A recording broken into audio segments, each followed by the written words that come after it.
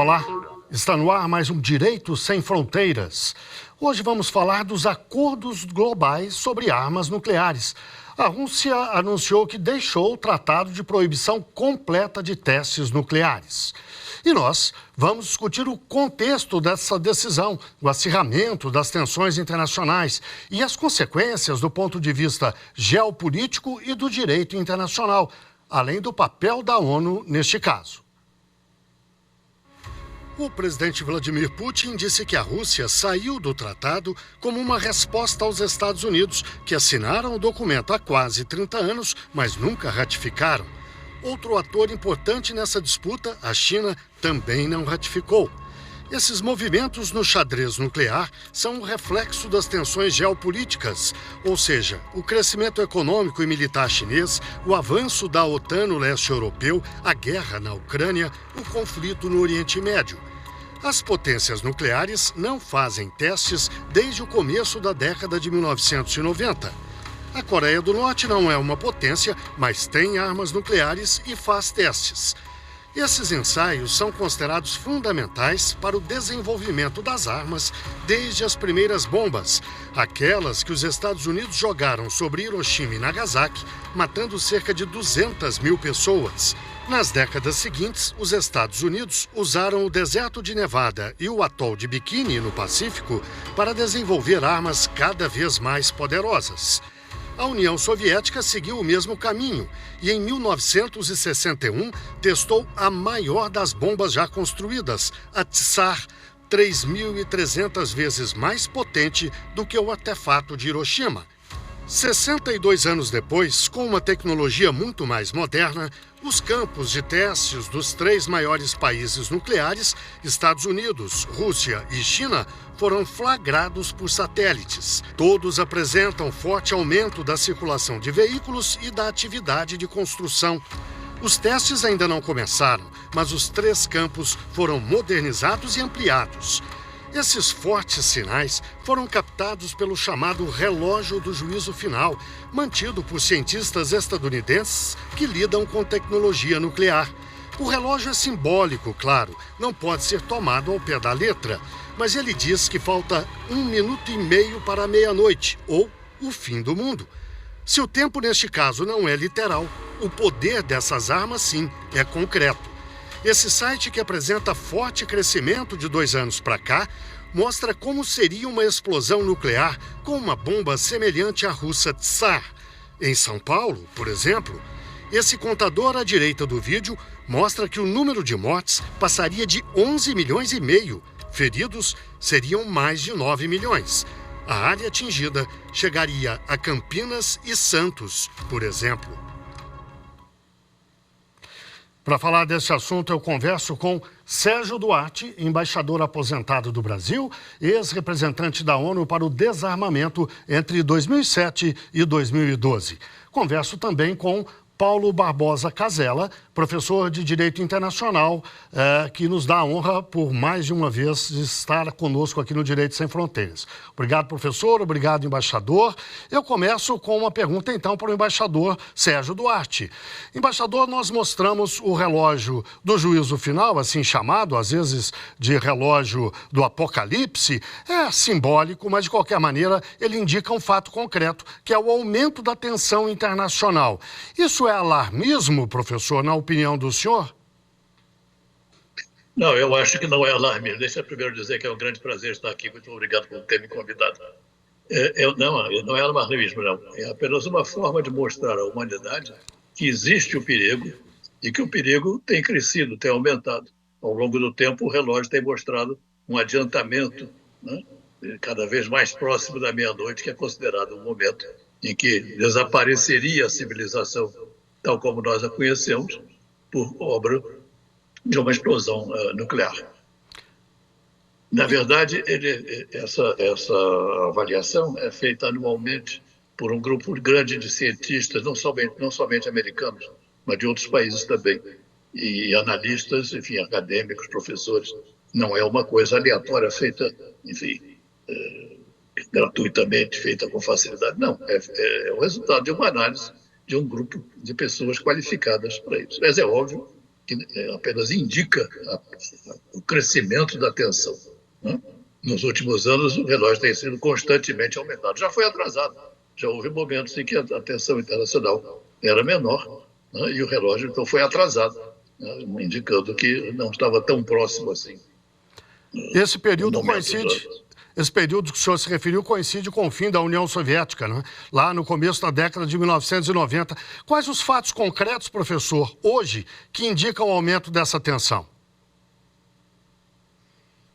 Está perguntando a mim? Desculpe, a pergunta, na verdade, é dirigida ao professor Paulo Casella. Ok. Obrigado, professor.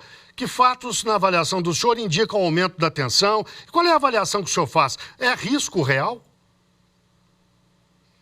Veja, eu concordo com o embaixador, há um risco real, há um aumento de tensão em várias frentes neste momento, e é uma situação bastante diferente do que foi no começo dos anos 90, quando nós tivemos uma década de avanços importantes no direito internacional, em tratados importantes que foram ou assinados ou entraram em vigor, como a criação do Tribunal Penal Internacional, a entrada em vigor da Convenção das Nações Unidas sobre o Direito do Mar, e havia também uma distensão de tensão política depois do final das décadas da Guerra Fria.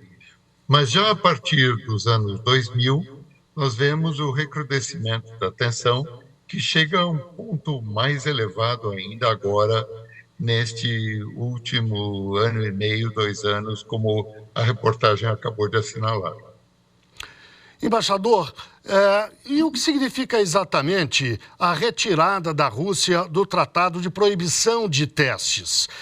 Na avaliação do senhor, seria um mero alerta ou pode ser mais do que isso? Pode ser a indicação clara de que a Rússia pretende retomar testes. Mesmo porque, é bom lembrar, a reportagem mostrou há uma movimentação registrada por satélites, não só no campo de testes russo, mas também no campo chinês e no campo estadunidense. Como é que o senhor avalia isso?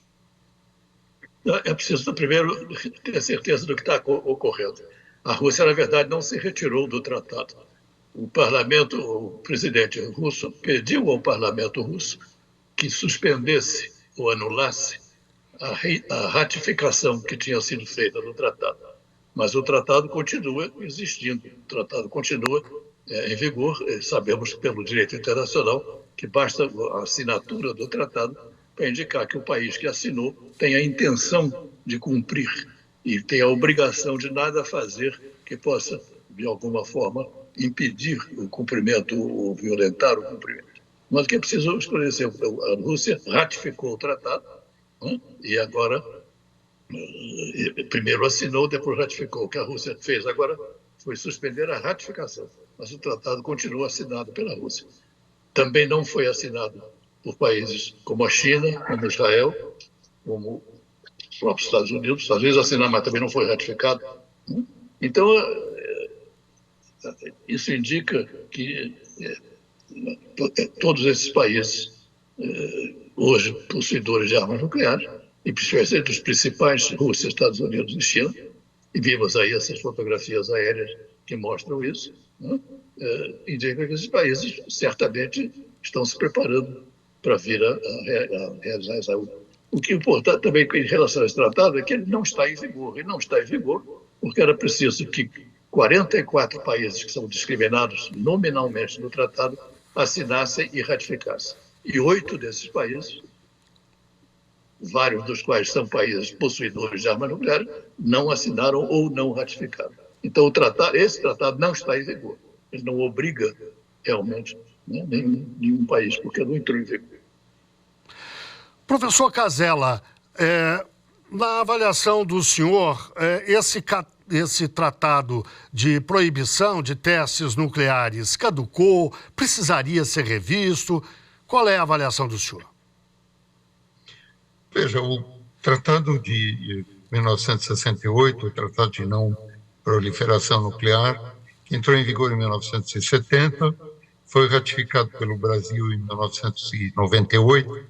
Ao completar 25 anos de vigência, em 1999, 95, tinha a previsão de que ele deveria ser revisto, e nesse momento, na reunião que foi então realizada, deliberou-se estender a vigência dele indefinidamente. Esse deveria ser uma etapa de um processo. Outros instrumentos foram depois também celebrados, mas uma proibição total de testes nunca chegou a ser alcançada. Essa questão foi, inclusive, discutida na Corte Internacional de Justiça, no parecer sobre a legalidade da posse e da ameaça de uso de armas nucleares em 1996. E a Corte entendeu, à luz do direito internacional vigente, que não se poderia afirmar que ter armas nucleares em si configura uma ilegalidade. Mas, com certeza, a ameaça ou o uso, sim, porque uma arma nuclear, por definição, pode causar uma destruição indiscriminada, atingindo milhões de pessoas, como mostrou a reportagem. Esperamos que essa bomba em São Paulo nunca venha a acontecer. Esperamos todos. Embaixador Sérgio Duarte, como sabemos, são 2 acordos. Um é aquele que proíbe os testes e é de 1996. Assinado e ratificado pelo Brasil. O outro é o de não proliferação de armas nucleares, um pouco mais antigo, de 1968, depois ratificado em 1970, logo em seguida. São 2 acordos diferentes. Esse segundo, da não proliferação, ele congela uma situação de fato, que é a situação: 5 países têm um grande arsenal, outros conquistaram alguma coisa ao longo do tempo. No entanto, todo o resto do mundo não tem direito a ter acesso às armas nucleares. Ninguém gosta de armas nucleares, ninguém quer, mas há uma situação de fato que privilegia um grupo de países. Essa situação, como é que se resolve isso? Mas eu vou pedir que o senhor responda daqui a pouco, logo depois do intervalo. O Direito Sem Fronteiras faz, portanto, uma breve pausa e volta já já.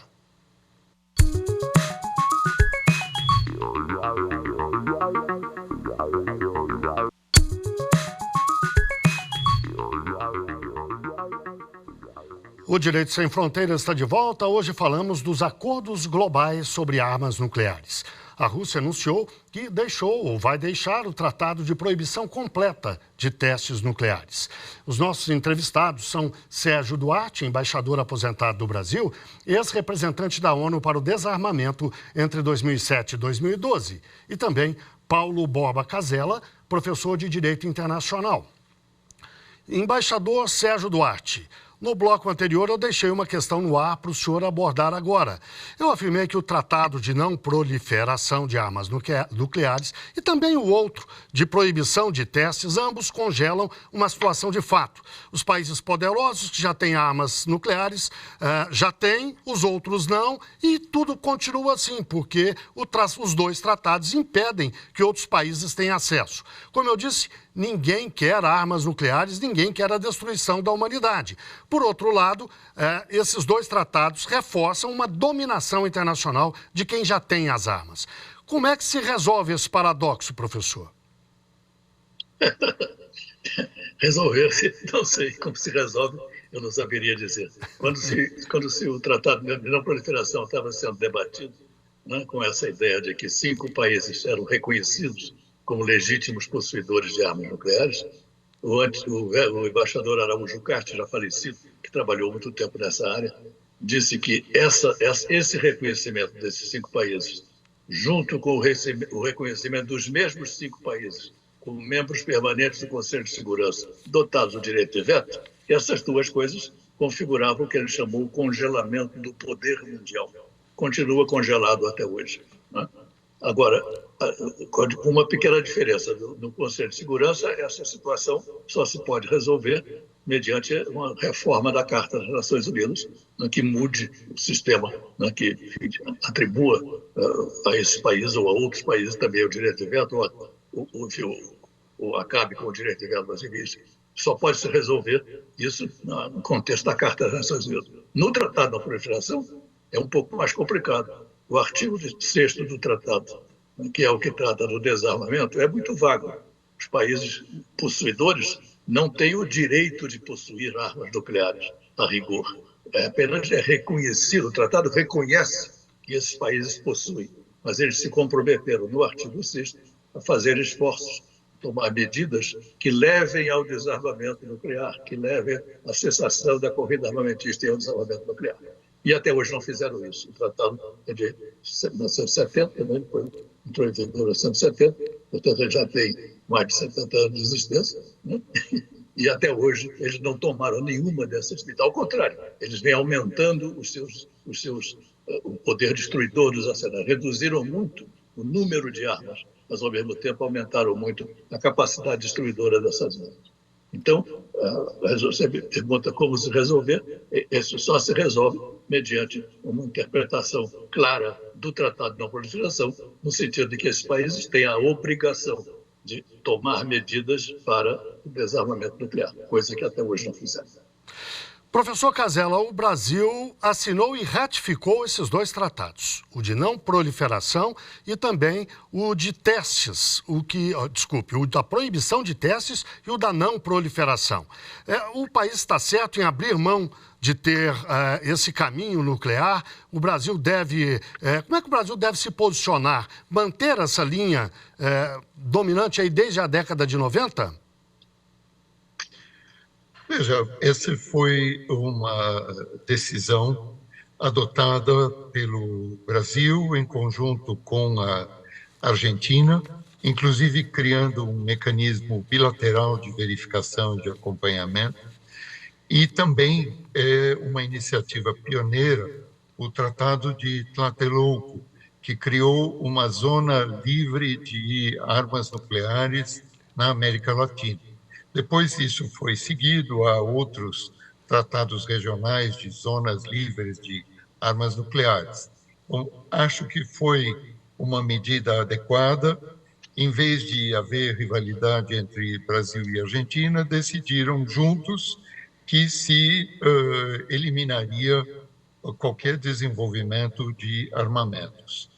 Quando você pergunta, Guilherme, se isso é adequado, nós temos um exemplo gritante de um país que se desnuclearizou e está pagando muito caro por isso.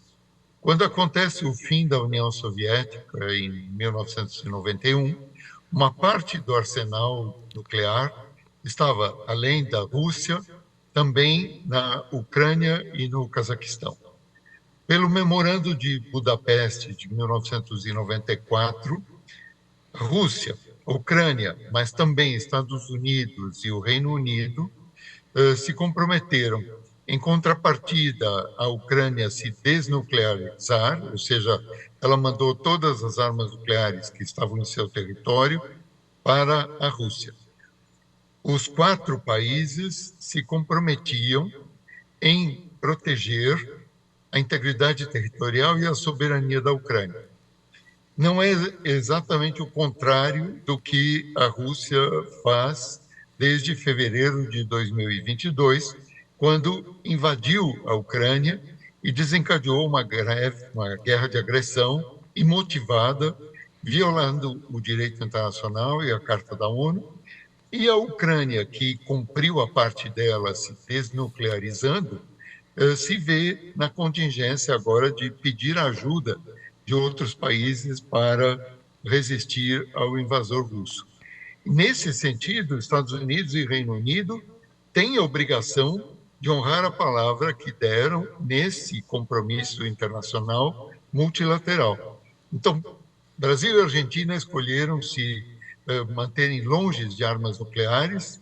Isso foi seguido pelo conjunto da América Latina. Acho que é muito elogioso essa e outras áreas regionais livres de armas. Por outro lado, a Ucrânia, que fez a sua desnuclearização, paga muito caro por isso. Embaixador Sérgio Duarte, o senhor defende a desnuclearização mundial. Agora, quem tem poder, quem tem a arma, abre mão dela? Isso é viável ou é uma mera quimera?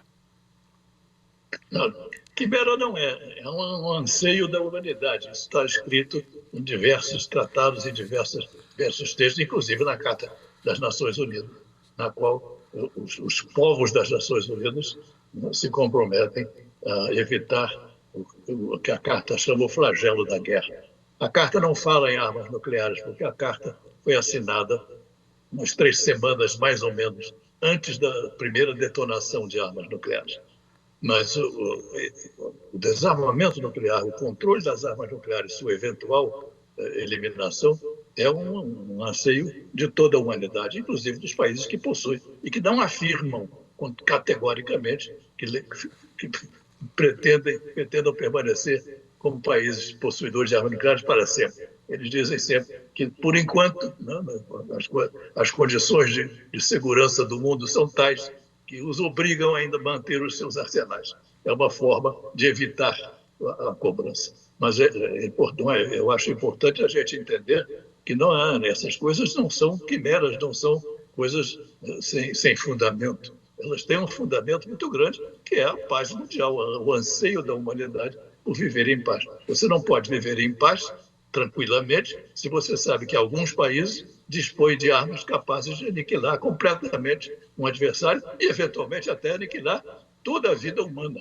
Se 1% dos arsenais existentes nucleares no mundo forem detonados, 1%, a consequência seria, segundo muitos cientistas, o lançamento para a estratosfera de uma cortina de detritos, de poeira, detritos físicos, detritos materiais, o que bloquearia a luz do sol durante vários anos, o que significa que acabaria a agricultura, você não teria luz do sol, você não poderia mais cultivar nem ter produtos agrícolas. Isso significa a extinção, o fim da humanidade. Então, o desarmamento é uma necessidade urgente. É preciso, de alguma forma, que a humanidade se dê conta do perigo que corre e acabar com ele. A outra dificuldade, outra ameaça que o mundo tem, e sabemos muito bem, é a mudança climática. E sabemos perfeitamente, e estamos vendo todos os dias, já vemos, não basta ver a seca na Amazônia, as chuvaradas, tempestades do sul do Brasil e outros fenômenos. Se não tomarmos alguma medida para deter a crise do clima, é possível que a civilização acabe em algumas décadas, 1, 2, 3, 4 décadas. Mas se não tomarmos medida para evitar o uso de armas nucleares, a civilização pode acabar em alguns segundos. E essa é a diferença entre as duas ameaças que nós corremos. Professor Paulo Casella, como o direito internacional trata essas disputas? Há espaço para o direito, nesse caso? Veja, o direito internacional e as organizações internacionais funcionam quando os Estados dão mecanismos para atuarem de uma maneira eficiente. Então, é muito fácil criticar a ONU ou outras organizações internacionais, mas eu acho sempre importante a gente fazer o exercício de pensar que o mundo seria muito pior e muito mais arriscado se não existisse a ONU, se não existisse a família da ONU, o conjunto de organizações internacionais de vocação universal e outras organizações regionais também. Então, esse mecanismo tem falhas, pode ser aperfeiçoado, mas é muito importante que exista e que opere, e que possa ser aperfeiçoado na medida do possível. Embaixador Sérgio Duarte, o professor Casella falou sobre o papel da ONU. Qual é o papel reservado, na opinião do senhor, para a ONU nessa questão nuclear? Ela ainda pode exercer um papel de protagonista? Ela pode ainda exercer e exerceu durante muito tempo o papel de protagonista. Ultimamente ela tem tido dificuldades, como o professor explicou muito bem, porque alguns países têm colocado dificuldades para que as Nações Unidas funcionem como deveriam. Mas nesse campo do desarmamento nuclear, do controle de armamentos, a ONU foi importantíssima e continua sendo importantíssima. Todos os tratados que existem, vai começar tratados que proibiram as outras armas de destruição em massa, armas químicas e armas bacteriológicas, foram preparados, negociados no âmbito das Nações Unidas. O Tratado de Proibição de Armas Nucleares, de ensaios nucleares de que falamos há pouco, também foi negociado, né, no âmbito das Nações Unidas. O Tratado de Não Proliferação, eu costumo dizer que o tratado realmente não foi negociado, ele já foi entregue praticamente pronto pelos dois países principais da época, que tinham todo o interesse em que o tratado viesse a existir. Mas, mesmo assim, ele foi debatido durante 3 anos. Eu era jovem diplomata, participei desses debates na Conferência do Desarmamento em Genebra, que é um órgão da ONU, que debateu o Tratado de Não Proliferação, né, e acabou, finalmente, não houve acordo nessa conferência, depois de 3 anos de debate, e os 2 principais países mandaram o tratado, como ele estava, né, mandaram o tratado para as Nações Unidas, e as Nações Unidas, na Assembleia Geral das Nações Unidas, então a Assembleia aprovou o tratado. Então isso mostra que as Nações Unidas tiveram e continuam a ter um papel importantíssimo, preponderante nessa matéria. E como disse o professor Casella, seria muito mais difícil, a vida internacional seria muito mais difícil se não houvesse as instituições, as Nações Unidas como tais, e as outras instituições criadas no âmbito das Nações Unidas. Bem, chegamos ao fim do nosso programa de hoje. Eu agradeço muito a participação de Sérgio Duarte, embaixador aposentado do Brasil, e as representantes da ONU para o desarmamento entre 2007 e 2012. Agradeço também ao professor Paulo Borba Casella, professor de Direito Internacional. E muito obrigado, claro, a você que nos acompanhou. Não deixe de seguir a nossa programação no site da TV Justiça. Nós estamos no YouTube, Instagram, Twitter, Spotify. É só digitar lá @Rádio e TV Justiça que você encontra o nosso conteúdo. Até o próximo programa.